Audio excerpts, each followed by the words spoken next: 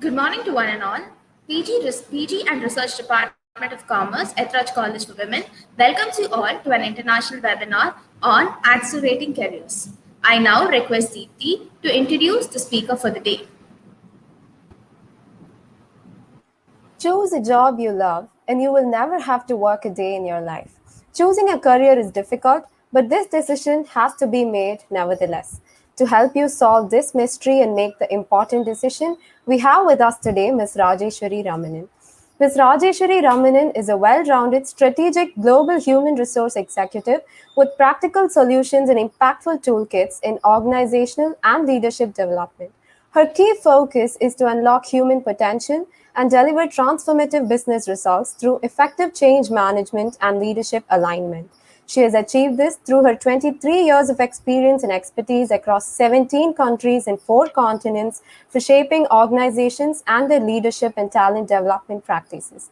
She has proven expertise in leadership assessment and executive coaching.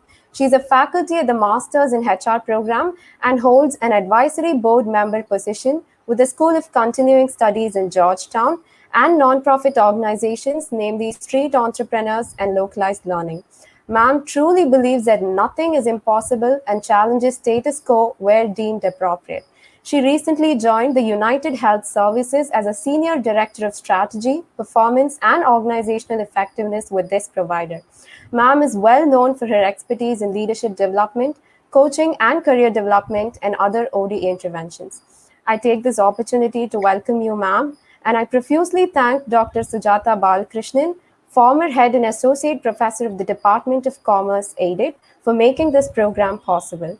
I'm sure our students will be benefited from your inputs, ma'am. Looking forward to an interesting and informative session. Over to you, Ms. Rajeshwari Ramanan. Hi, everyone. Very nice to see you all. Are you able to see me, hear me well?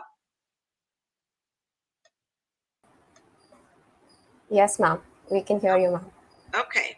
So I'm going to share this tab. You have to give me a second to share my screen. So very nice to see you all, and thank you for making time. And I definitely would like to thank Sujata Balakrishnan, who had organized a similar session sometime, I think in 2014 or 2015, I can't remember. So after that, when things started going, actually, in the technology world, the virtual world, we decided that we should try this over the live stream like this because it didn't have to, the situation didn't have to wait for me to come in person and do this.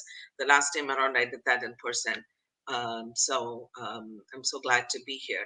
Still playing around with the technology here. Trying to share the screen here. Are you able to see my screen? Not yet.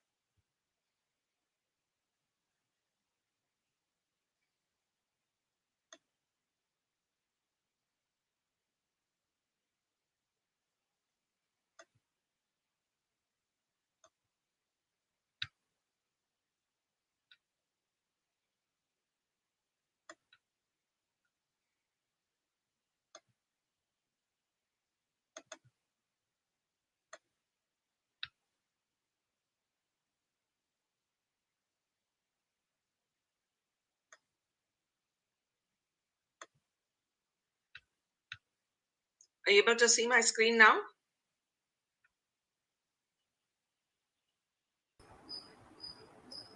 Yes, ma'am. We can see the screen. The screen. Okay. Thank you. Okay. So I just wanted to introduce you to a little bit about myself here. Some of the things I had a lovely introduction, but just want to walk you all through my career summary. Worked for multiple organizations and a few recognitions for some of the achievements that I've been able to have through lucky career coaching and leadership coaching, I guess. And the best I really enjoy is the one I had from my mentee, uh, who the mentee awarded me with the award called Mentor with a Heart. So that's of all the achievements that I've had, that I consider that as the best. So let's go to what we're going to cover today.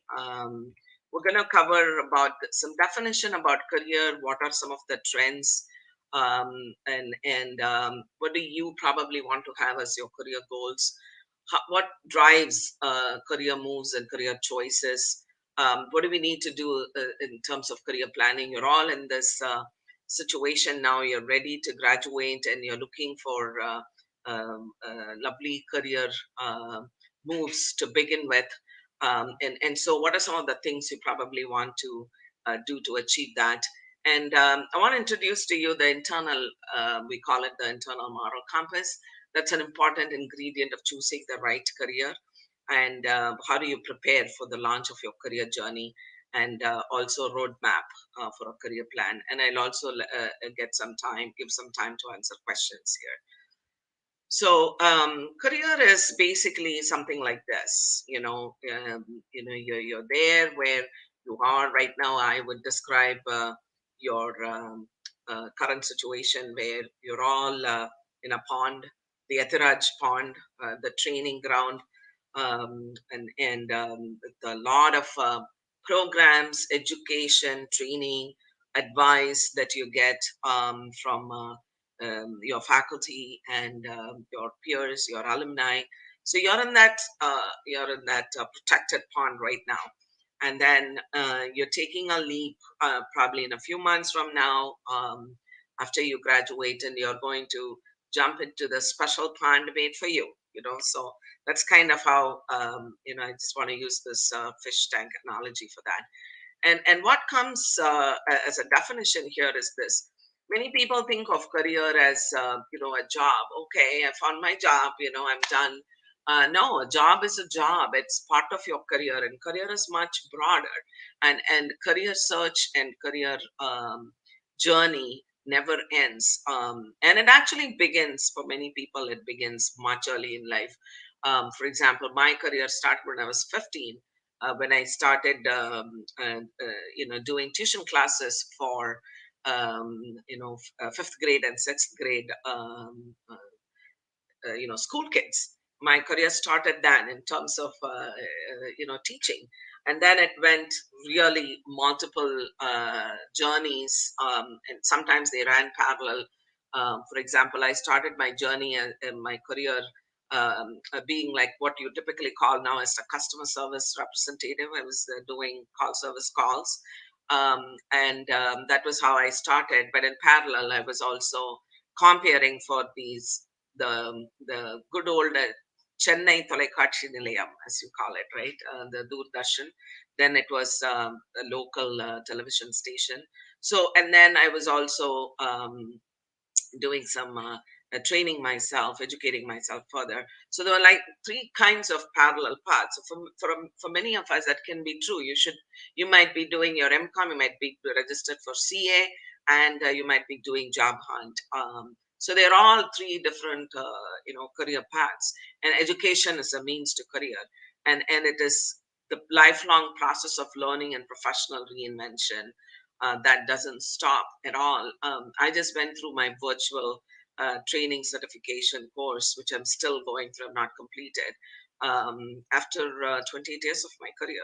So the learning never stops and the exploration never stops. So that's kind of how I want to introduce you to the whole concept of career as such. And you are probably in the initial stages of our stepping stone.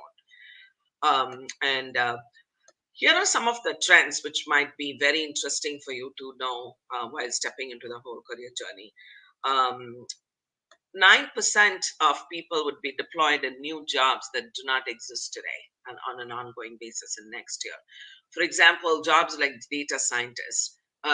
jobs like a Zumba trainer. The fast progressing career now is in the world is now Zumba or physical training by virtual means now. Anybody would have even imagined that to be. And the apps that are the most selling now are virtual yoga apps and virtual exercise apps, especially after we had this COVID.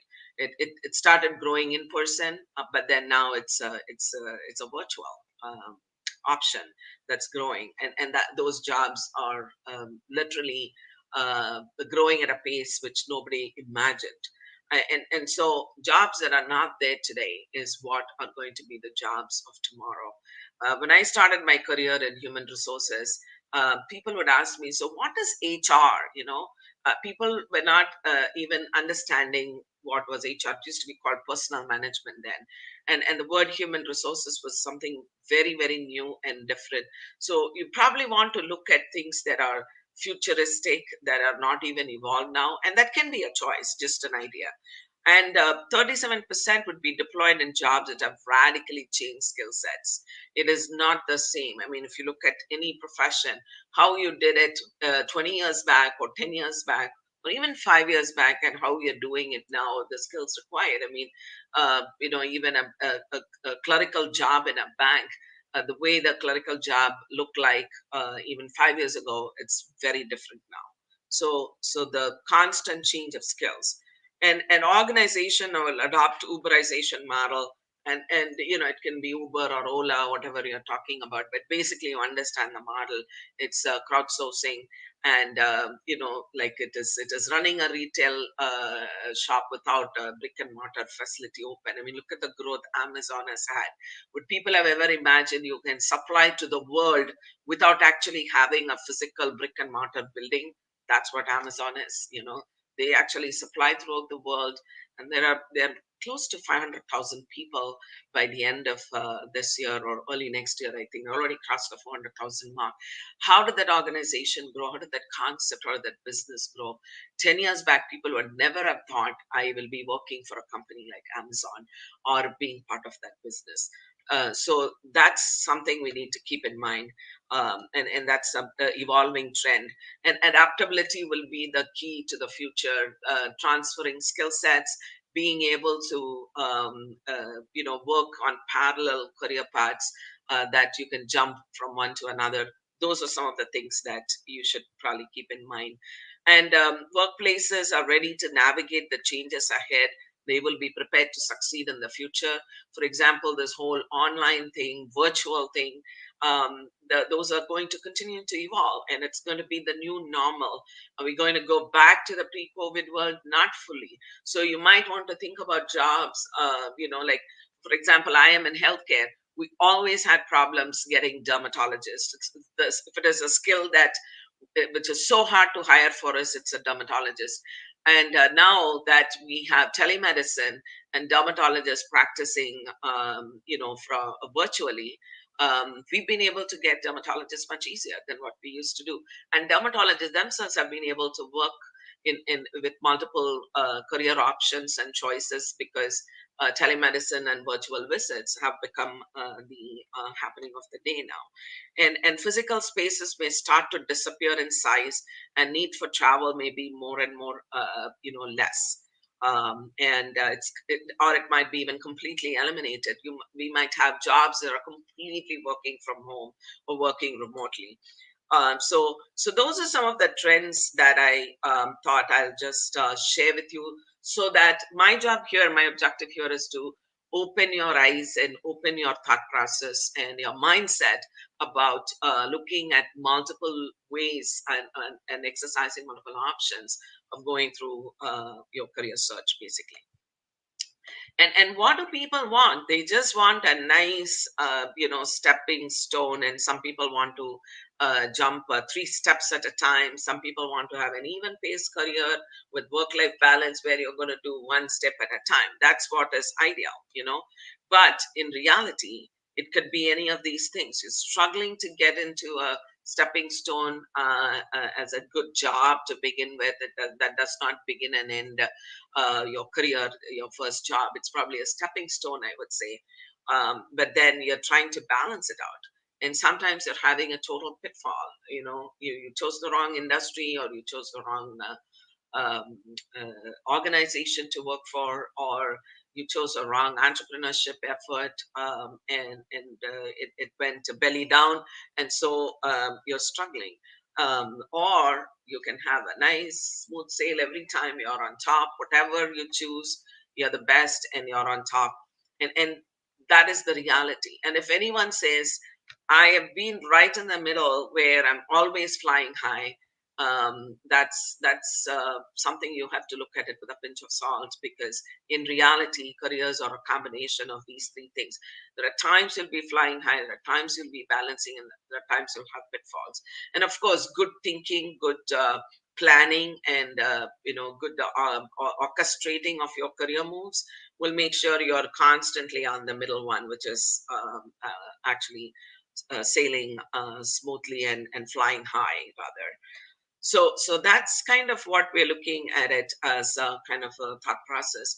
And here are some of the things which you should probably want to challenge yourselves. And when people advise you, you're probably wanting to push back on that. Gone are the days when what you study and what you're doing is the same. I am so sorry to say I chose a profession which is not something many of you would approve of. You're all masters in commerce students. I'm guessing. I was a masters in commerce student too. But I thought accounting is not for me. The profession that more suits my personality, my nature to outreach people. I didn't want to get myself contained to an account book, and I don't know how many of you actually know. When I started my career, I started doing a summer job in the organization my dad worked for as an accountant. And I used to write these big books of accounts where we actually had to pass a journal, and then we had to do a ledger. I was so young and underweight at that time. I needed some help to lift the ledger. So I started my career that way, actually doing journals and ledgers, and found that's not my profession. So when I went to my real job, not the part-time or the summer job, when I went to my real job, I actually chose a totally different career. I started the customer service kind of a role, and then I did my specialization in HR and went into a totally HR career, and of course teaching has always been there. So it's not necessary that where you are, where you start from your education and where you land as a career can be totally different. I'm not saying all of you should change your career and come to HR or do something else. You probably do a good job of what you're doing, but I'm just saying that that need not have to restrict, and that's how traditionally it gets looked upon. You did your commerce, you have to do a banking job, or you want to have to do an accounting job. It may not be the case. Degree and experience driven is very stale thinking of restricting your career. Yes, it can be a starting point, but it can go any which way you want as it evolves, and as you start recognizing what the suitability of your skill set, your mindset, and your attitude is towards a job, or towards a choice of a career step. Musical chairs, any chair will do. I apply for 10 jobs and whatever I get, so that trend is also going away, by the way. Lane looking. Oh, my friend who was sitting next to me in college, she's got a job in a bank, so I'm going to apply for that. Or she's got a job in another financial institution. I'm going to do that. The fear of missing out, the FOMO principle. Oh my God, they're all doing this. I have to do this. I have to be in that boundary that's set for me as a career just because I did commerce as my specialization in education. Otherwise, I'm going to be left out. That FOMO principle is dying down a lot. And the spaghetti method again.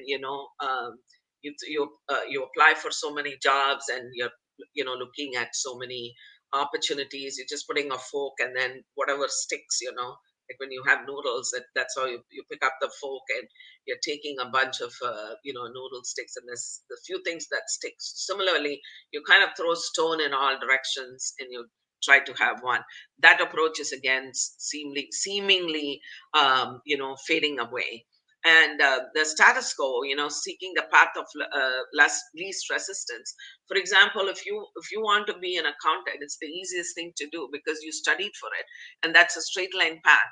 But what is happening now is these kind of approaches, like if I'm this, I just need to go in this path and only in this path, is something you might want to challenge yourself, because those traditional approaches are definitely fading away.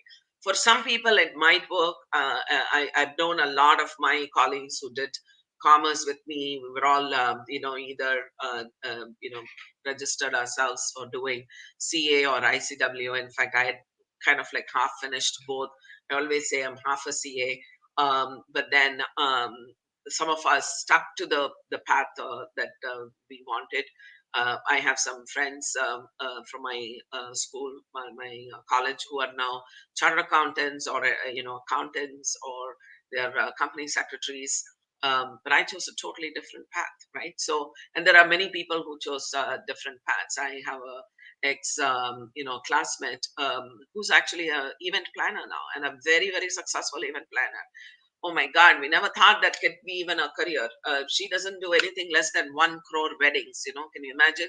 So it's a totally different career she chose, and she's extremely successful in what she's doing.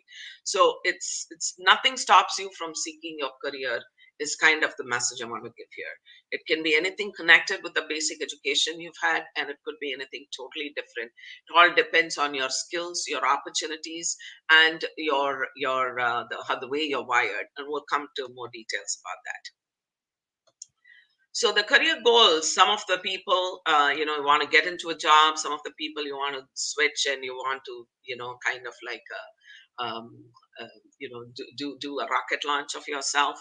And sometimes you want to do a shift, like what I did, and some of the people I was giving you. You study for something and you're going for totally something different. And then you have entrepreneurship. There are enough opportunities for entrepreneurship, and as young women leaders here, I think you've got a lot of subsidies available, a lot of opportunities available for getting investment support as well. So these are the different ways in which you can think about a career. And some of the reasons, you either join a job or you change a job or you change your career, is some of these things. Like when I became an accountant, I said, oh my God, this is so not for me. This is the wrong job. It was boring. I wanted interactions.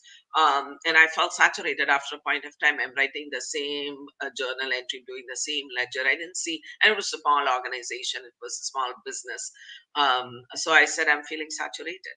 And, and when I worked for a job that was, a lot of travel, I felt burnt out. And then I was doing pure teaching in a private school at some point of time, and I changed because it was not paying enough. It was definitely not paying enough to run a family, which I wanted to. And then there are times I felt that you don't have an enriched job experience. There are times I felt that there are personal reasons why I don't want to work in this industry, or the times I've changed my career steps because of that. And then because you want to get new skills, so that could be one of the reasons. And technology change, because of that you want to change jobs, or you want to choose a totally different career altogether, or purely to pursue passion. In between, I had a stint in the university. I'm back into a full-time HR job now, but I was in a university and doing a lot of teaching, which I still continue to do. I'm an adjunct. I do master program classes, but then that's because of my personal passion. I really want to do teaching. So nothing stops you from doing something which you like, something as a mainstream, and something as two different things altogether. So teaching and coaching are some things I do other than my full-time job, and it all depends on where you are. I could not do 3 jobs like what I'm doing now. When I was growing my family, when I was had young kids, or I was just making my family. But then when you grow in your career, you can seek your passion switching jobs or taking different career steps or doing two three things at the same time, so it's really how you plan your career step, and you achieve what you want. Really want to open your mindset about that. And We juggle different balls in different phases of our life. You are, all of you who are listening in, you're in your early phase, and then you'll move through your mid and late careers, and you're juggling so many balls right now. You have a family, you have friends, you always want to have work life balance. You want to keep some time for your personal growth and for your other family needs. There are some dreams that you want to pursue. You want to maintain your health. You want to go to the gym every day or do take a walk. And then you have your college studies, and even after you finish, you might be doing a certification course, or you might be doing an online MBA. You are always juggling different balls, and they all impact your career. And how you educate yourself, how do you have continuing education as part of your evolution and growth, is again a big thing you probably want to think about right now itself.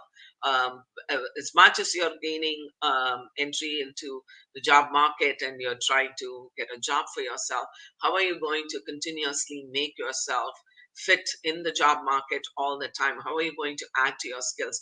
That's something you should start thinking of right now, because a lot of organizations, a lot of industries, they really do not think of development. I might be biased making this statement, but a lot of people go into technology.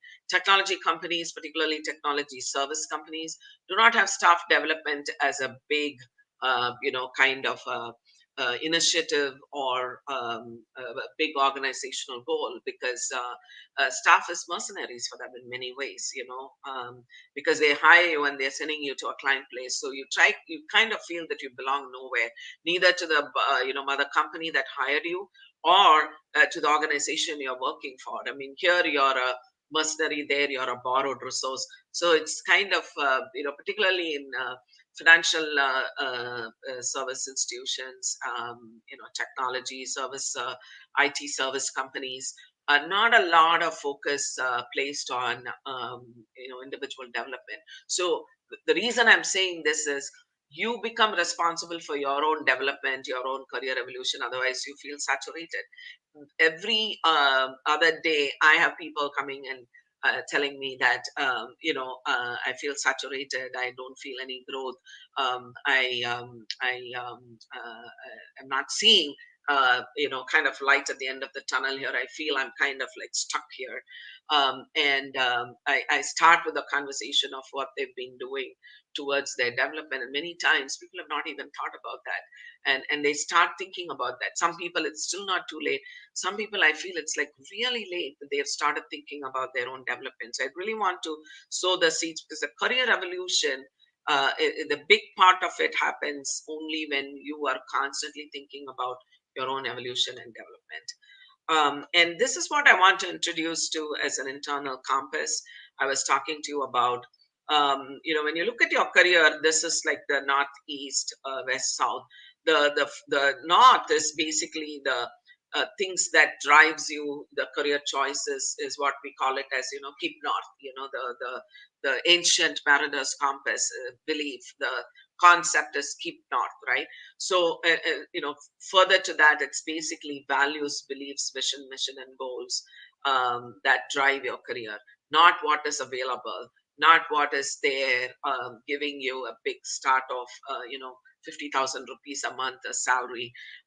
That's great, you need that, but then is that a door leading to something else which is going to be sustainable, which is going to be interesting, which is going to be challenging for you? Is it something you want to do? um, like when I stepped into my job as an accountant, I said, this is not what I want to do for the rest of my life. My parents were very upset with me. My relatives were very upset with me. I'm born and raised in a typical South Indian family where what you eat, what job do you choose, when do you get married, to whom do you get married, and when do you have kids, it's all decided by the family, right? So born and raised in that kind of an upbringing, they were very upset at my choice. Oh my God, you've got a great accounting job, like a real luxurious fancy job where you can just walk to your work. What else do people need? You're so lucky. I was 5 minutes walking distance from this small company I worked for, and everybody felt that I had the best job because I landed up in a job even before I finished my education, because I was doing a summer job for them. And then it was paid what the market paid at that point of time. It was, I think I remember, 350 rupees. It was big salary at that time, 1981 I'm talking about. So everything was great, but then it was not what I had as my vision, my mission, my goals of doing something where I will have opportunity every day to earn my wings and do something that would be achievement.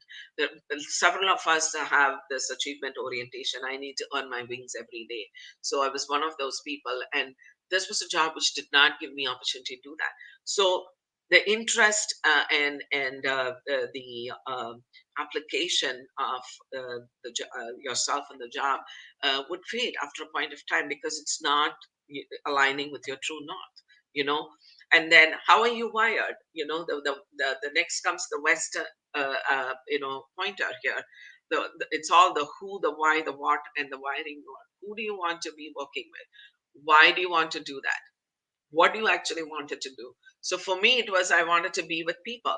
I wanted to be doing things that will be the base is not adding numbers. The base is talking to people, and the base line satisfaction for me was, the way I was wired was, am I able to solve somebody's problem that time? So I joined an organization which was at that point of time something unique. It was called Dial for Repair Service, where you could call a number and then say that my flush tank is not working, or I need to change a fuse in the house, and there'll be an electrician or a plumber coming and fixing it. And it was a job that was very interesting for me because I talked to like 200 people every day. I always had this thing about training and interacting with people, giving them job instructions. I was manning a labor force of like something like 250, 300 people, send them in different directions of Madras City to work these jobs that would come to us through the phone. So that was something that I had an opportunity, and I said, I'm going for this. People thought I was doing a devastating career move, leaving a job. And at that time, I had a government job in the telephone department. And then subsequently, after I had got a degree, I had a bank job. Oh my God, who will renounce a bank job? I did. And at that time, people thought I had gone bonkers, I'd gone cuckoo.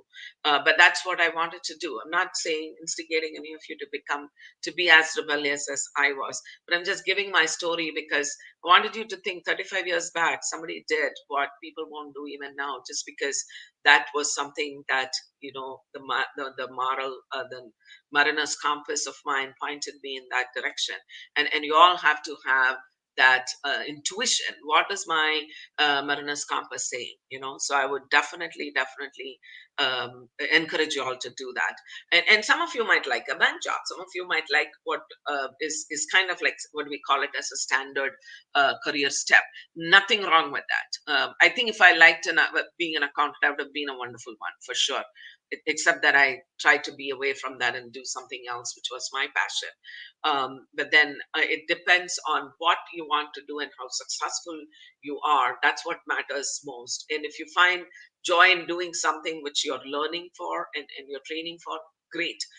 But also, you should look at what gives you excitement, what kind of experiences you need. What do you enjoy doing? What are some of the expectations you have from the particular career choice or the work environment as such? So those are some of the things I explained to you. What made me feel excited, what type of work experience I wanted. So that's kind of something that can drive you. And of course, the basic thing is this is the grounding. That's why it's there at the bottom, because it's a foundation rather. It's the skills, it's the strengths you have, it's the specific traits you have. And of course, everybody has a style of working, like the same accounting problem, you might use the same formula, but you are solving it in different ways.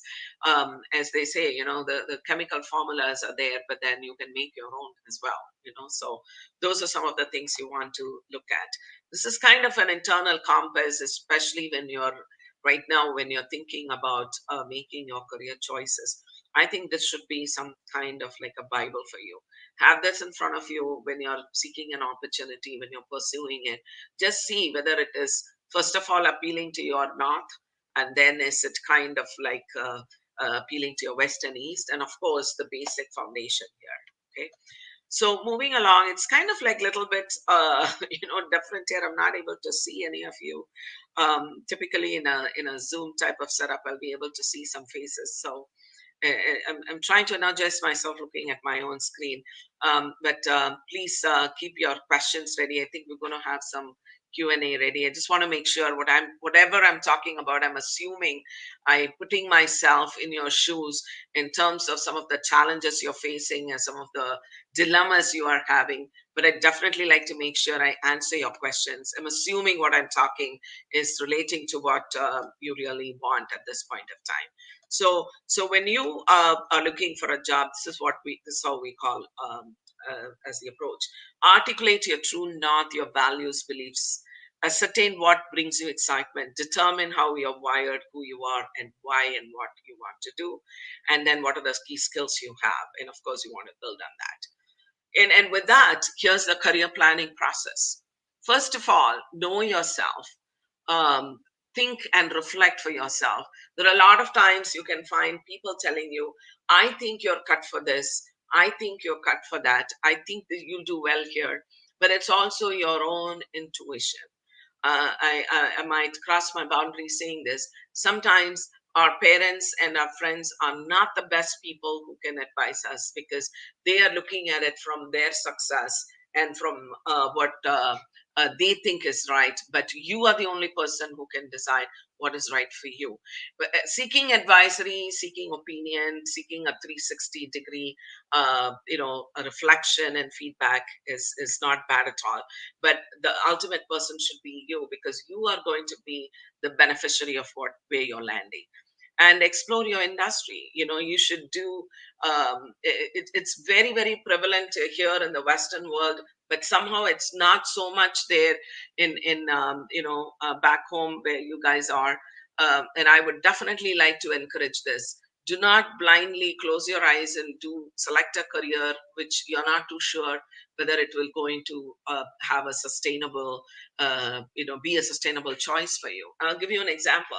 My daughter wanted to be a speech pathologist because she saw somebody being a speech pathologist, and she thought that was the noble profession that ever someone can have. And one of the things I did for her is to actually speak to a speech pathologist that I made friends with, and I told her, "Can you please go and volunteer yourself? Just sit at the desk and attend calls and see what is happening." And she did that for 2 summers, and then she said, "Mom, you are right. This is not the job for me," because she is as achievement oriented or even more than me.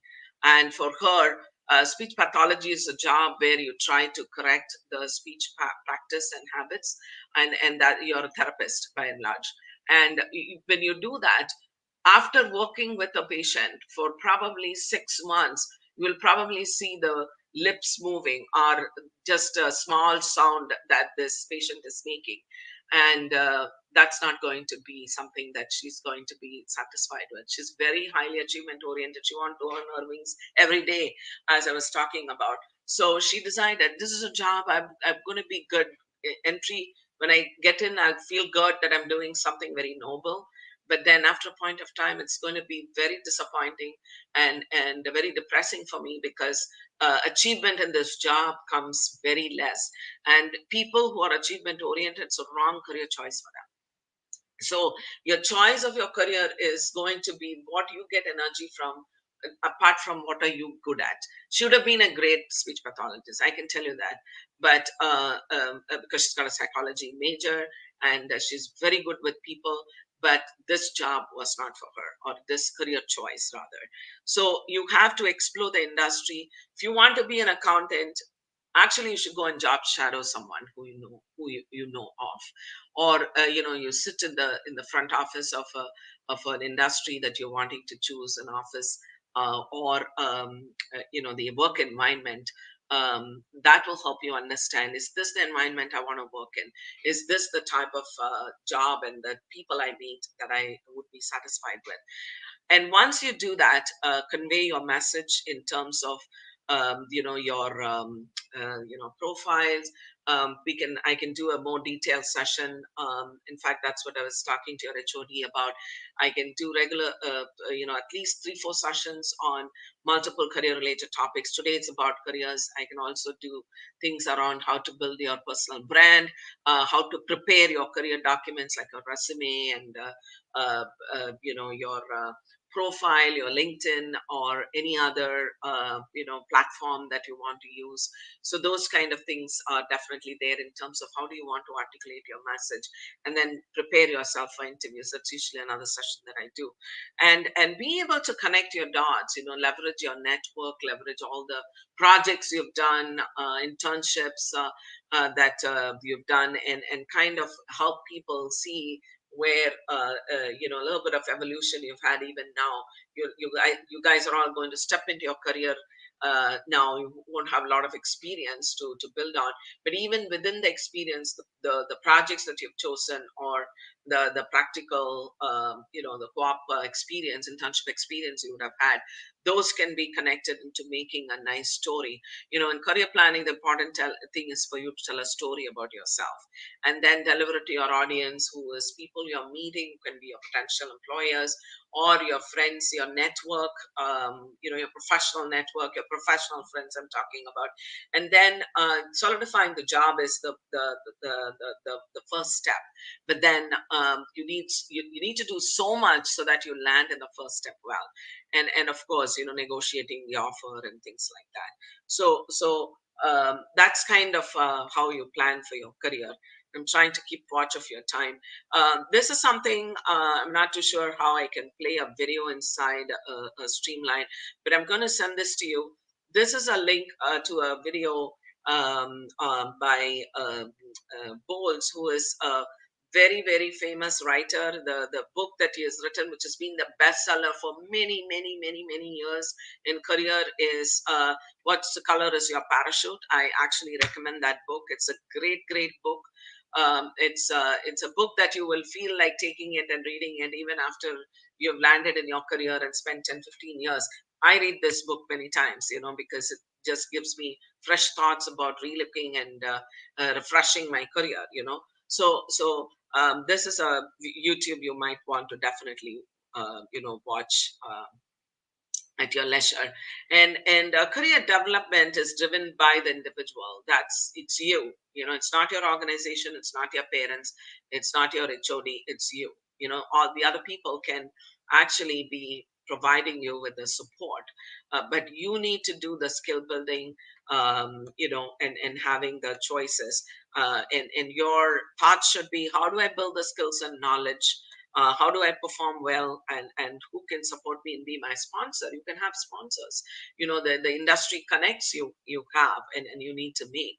And Etraj has a great alumni group. When I just shared with people I know of that I'm doing this, a lot of people were saying, oh, I'm an alma mater, Etraj, I've been an alumni. I mean, you have a strong alumni group for 30-40 years, maybe more.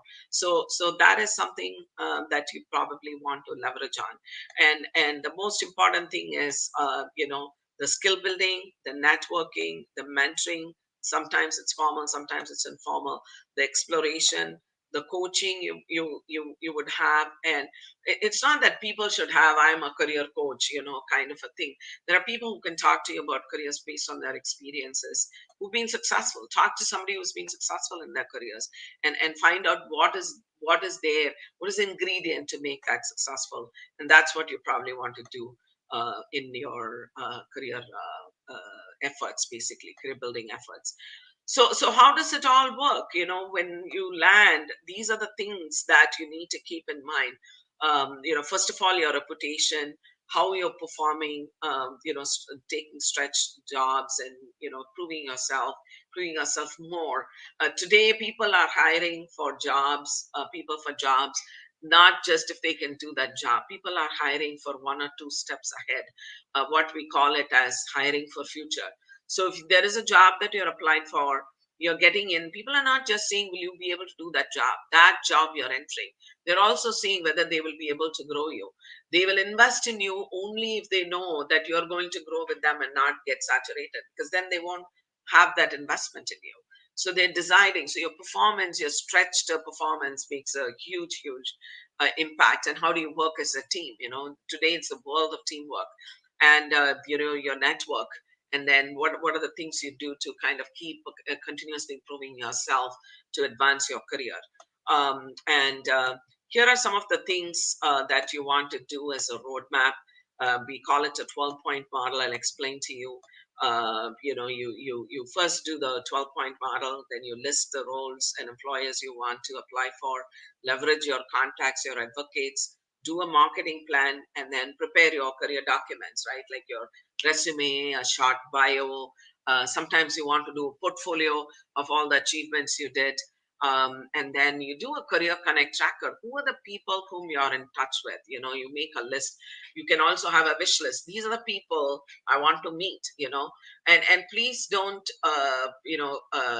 disregard the kind of the close knit extended family connect system you have. Like I can say this in my extended family. I think if I want to seek information about any career, any type of industry, any kind of region or country, I have reach out. I mean, I jokingly say this. I tell people I have relatives in every part of the United States, literally in 49 of the 50 states here. That's kind of the power of the Indian ethos and the close connect family system we have.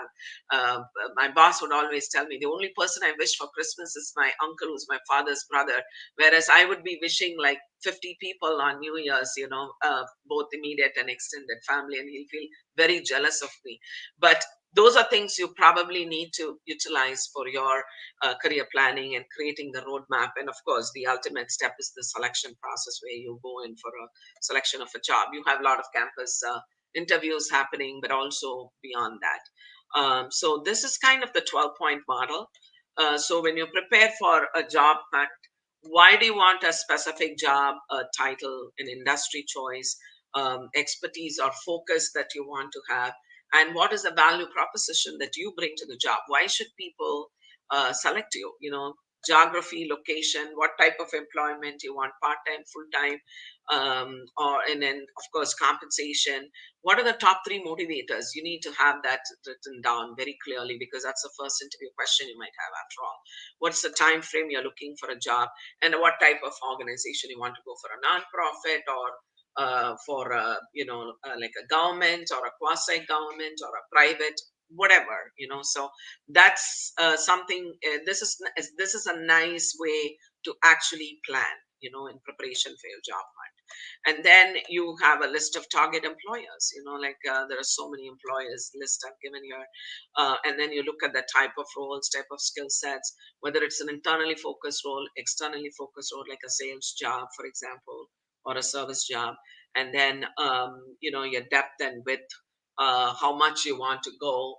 Do you want to go for a organization where it's got a statewide reach, or a countrywide, or a global? So those are some of the things you want to keep in mind while choosing for the job. And leverage and engage your advocates, as I was talking to you about, like family, friends, neighbors, and sometimes your children's friends, your nieces, nephews, friends. A lot of jobs, the first meeting has been when you're dropping your niece to karate class, or you're dropping your nephew to a tennis class. It could be any of those things, and we've all seen this. Some of the jobs have been finalized on a plane ride. So you never know. So make sure that your LinkedIn, different. When I say LinkedIn, it's LinkedIn the platform, but also LinkedIn with all the specific platforms that is associated with your industry, with your skill set, and where do you want to go.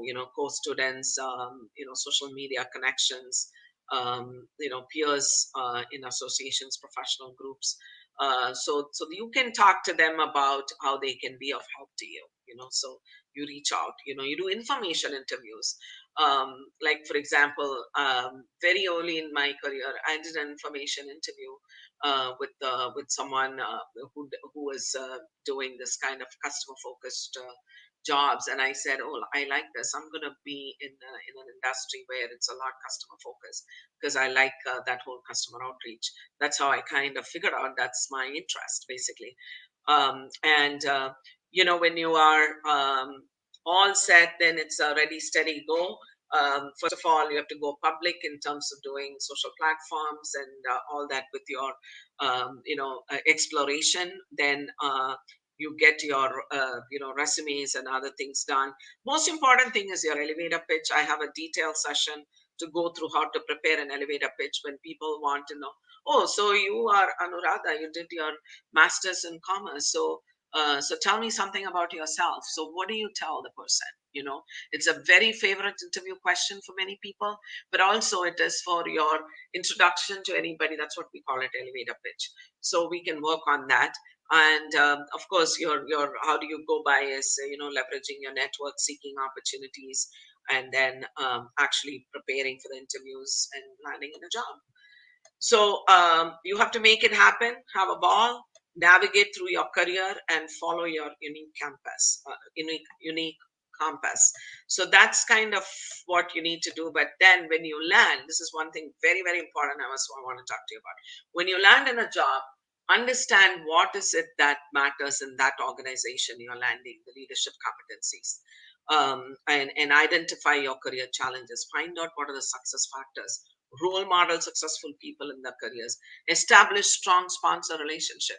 You have to have a relationship with your boss, with your head of department, your colleagues, but also some citizens of the organization who can help you navigate your career and orchestrate some succession moves. You're 2 years, 3 years down the line in the job, and what's the next job? What should I prepare for myself for the next promotion? Don't think it's just going to happen. You got to make it happen, and work on a targeted development plan when you land. What are some of the things you need to do to prepare yourself for the next step? And always sign up for stretched assignments and tasks, and be part of visible and innovative projects. Very early in my life, one of my bosses told me, very initial part of my career, Raji, you're doing so many projects. You're in this, you're in that. Everywhere I see Raji, Raji here, Raji there. But is it all what you're doing really going to take you to the next step? I don't think so. Because a lot of what you're doing is not hit. And I said, what is hit? I don't want to be a hit woman. He said, highly impacting transactions, highly impacting projects. What are you spending time on? You're very energetic, enthusiastic to do a lot. Sign up for a lot of projects when you join your first job, because that's going to improve your career opportunities within the organization, or prepare for you for opportunities in your next step in some other organization. But then you need to be watchful of what is it that I want to pick, which is really going to build myself. Okay. So with that, any questions?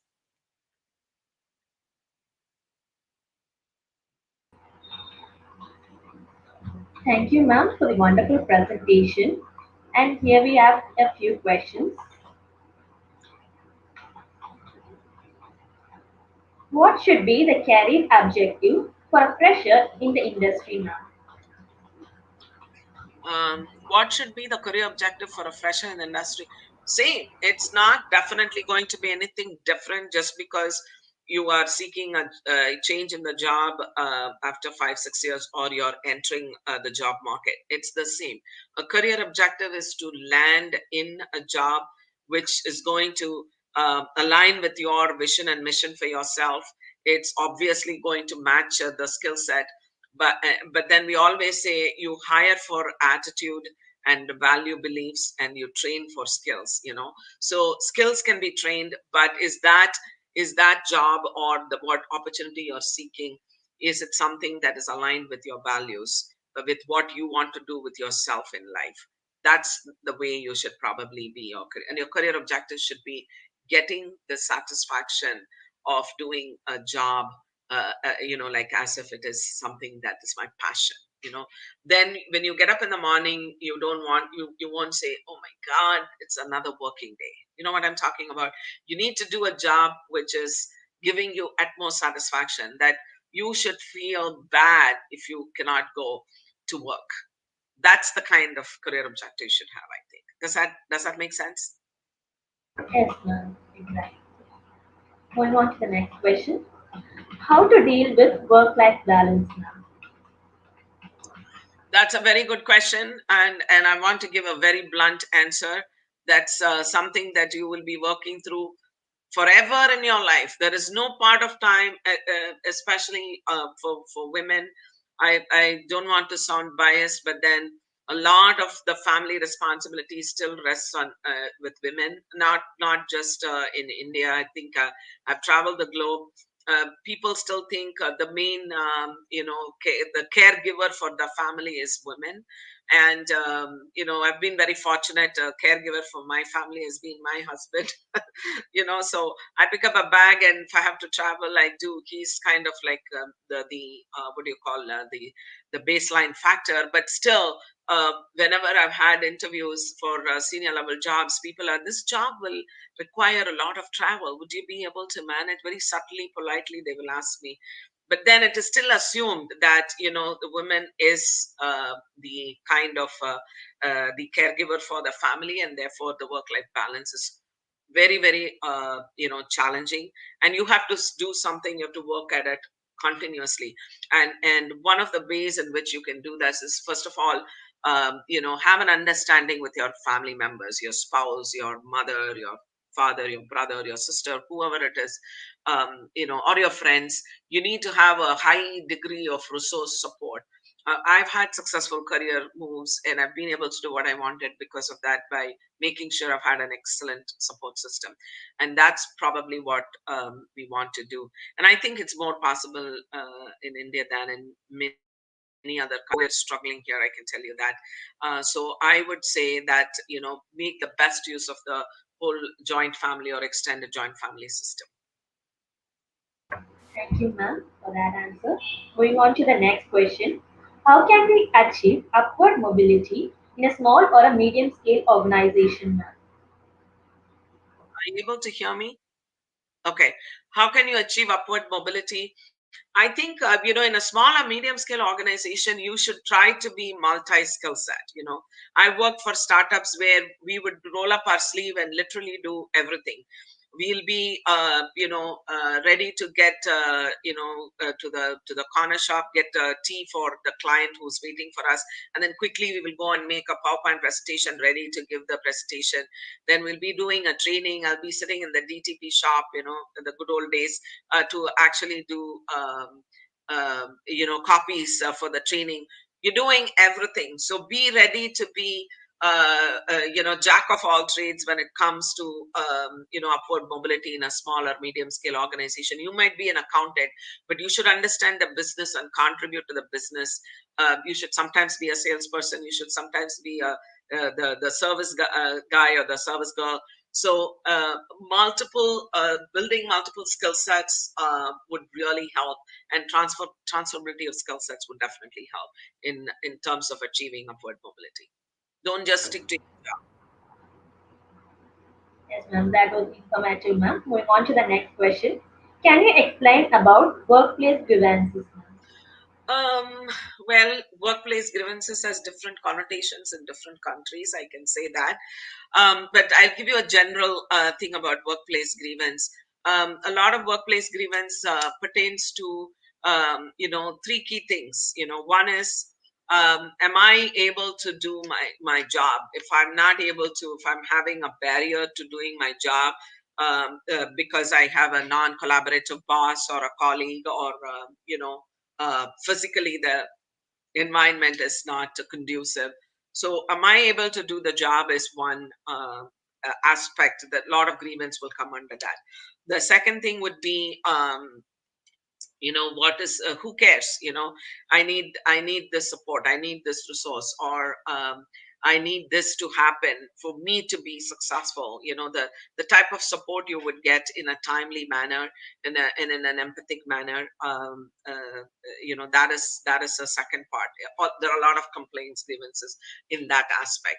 And the third is, am I being paid well, or am I being treated well? So that's the third thing. How am I paid? How am I treated? Kind of in one bucket, I would put it. And there could be discriminationary feelings. There could be grievances about that. So does that kind of cover broadly? This is a one-day topic actually about grievances, but this is kind of how when you enter a job, you need to be very clear. You need to make sure it doesn't reach up to a point of grievance, because when it comes to point of grievance, the membership, the association between you and the organization gets kind of infected. So you need to make sure nothing goes up to a point of a grievance, and you kind of clarify it, and you iron it out, and you smoothen it out before it becomes a grievance. Yes, ma'am. Thank you, ma'am. It was insightful. Moving on to the next question. Is it wise to switch career paths? How frequently can one change their job? Very good question. You can change your career path. I've done it like 5 times in my life. I've done anything from being a center agent to coming on the television and selling insurance packages. I've done all kinds of things, and switching careers, basic skill sets being the same would be something that I would definitely kind of advise or recommend rather, because your basic skill sets really is something you need to leverage on. Otherwise you're losing out, you're disregarding. So your choice of career paths, keeping the transferable skill sets in mind, would be, I wouldn't put a number to that, but if you're building a resume, your resume shouldn't look like you change jobs every 2 years. And initially it's fine, but then you'll be viewed as a job jumper and people won't take you seriously. Okay. So that's why choice of a job, I would divide careers into 3 parts.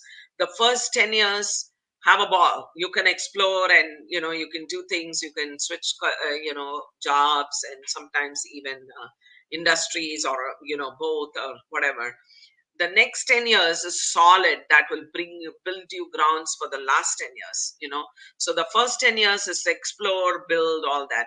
The second is try to sustain yourself, try to anchor yourself, the second phase, which is the second 10 years. And then the third phase is the last 10 years, where you gain the results, or the fruitioning of everything that you did in the first 20 years, and leave a legacy behind. So a lot of us who are in the third phase of our career, we're trying to leave legacy behind.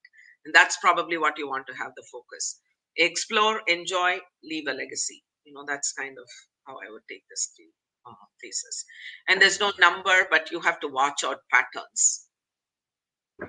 Thank you so much, ma'am. It was very useful. Moving on to the next question. How can we effectively mitigate workplace conflicts, ma'am? First of all, don't let anything go to the stage of a conflict. That's what I would say. Because when it becomes conflict, then it becomes a little bit more, what should I say? It becomes a little bit more formal, and you have to have an inquiry, and you have to have um, a more formal process. You should be very intuitive. As women, we are more intuitive than men. Research shows that. Okay, so you have that sixth sense. Oh my God, something is not happening well with this person or with this group. I see a little bit of hostility. I see a little bit of competitiveness coming from this person. Why is this person not being nice to me? This person is talking rudely to me, or answering my question in a very objectionable way.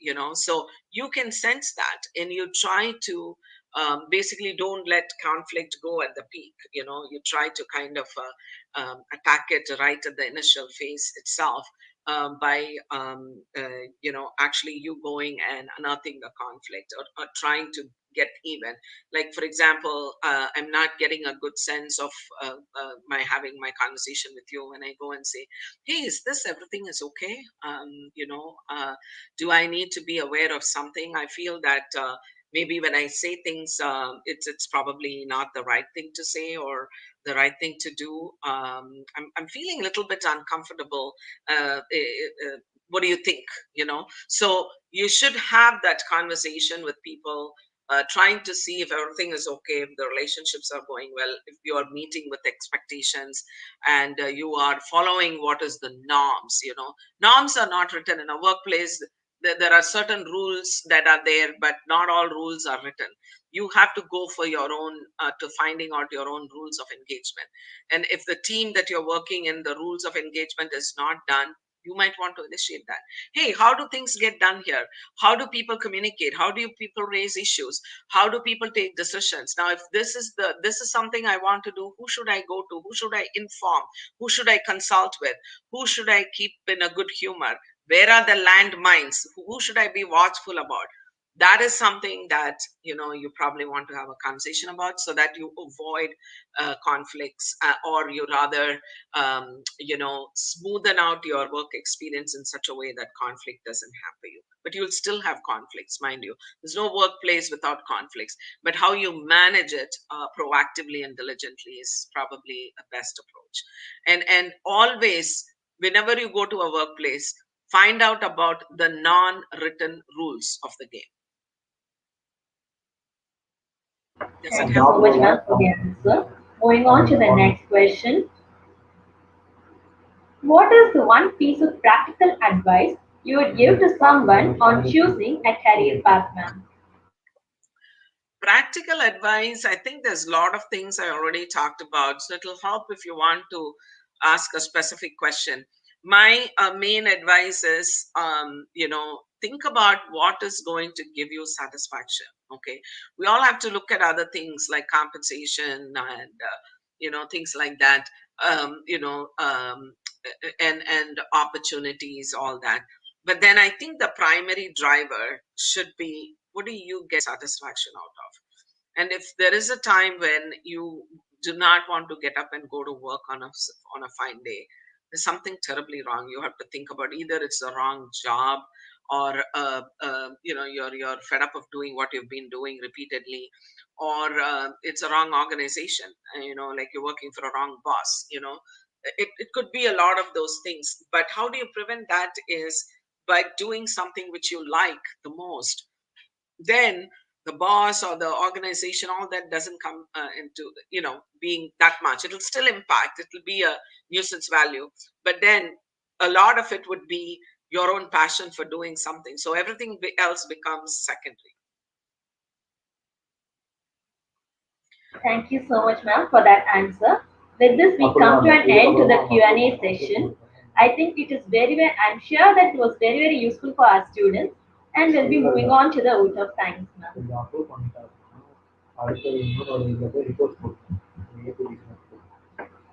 It's not what you achieve, it's what you overcome. That's what defines your career. Carlton Fizz. Warm greetings to one and all gathered in this virtual meeting. On behalf of the Department of Commerce, Aided and Self-Supporting at Raj College for Women, I take this opportunity to propose the vote of thanks. Our deepest gratitude to Ms. Rajeshwari Ramanan, spokeswoman of the day, for taking the time to enlighten us with their valuable inputs on the topic accelerating careers. Your wise words has given us a clear picture of career development and inclination that mends with proper planning and organization. I would like to thank the management headed by Mrs. Chandra Devi Kanikachalam, Principal Dr. S. Godai, and Vice Principals Dr. G.B. Usharani Aged and Dr. T. Ushapriya Self-Supporting for their constant support in all our endeavors. We extend our gratitude to Dr. A. S. Sharanya, Head, Department of Commerce Aided, and Ms. Geeta Krishnan, Head, Department of Commerce Self-Supporting. Our heartfelt thanks to Ms. Shruti, Ms. Nirmala, and Ms. Bhuneshwari and the faculty of the department for their constant guidance and support in organizing this event. At this juncture, I would like to appreciate my fellow coordinators and board members of Team Comet for making this event a grand success. Last but not the least, I thank my fellow students who have actively participated in this session. Thank you all.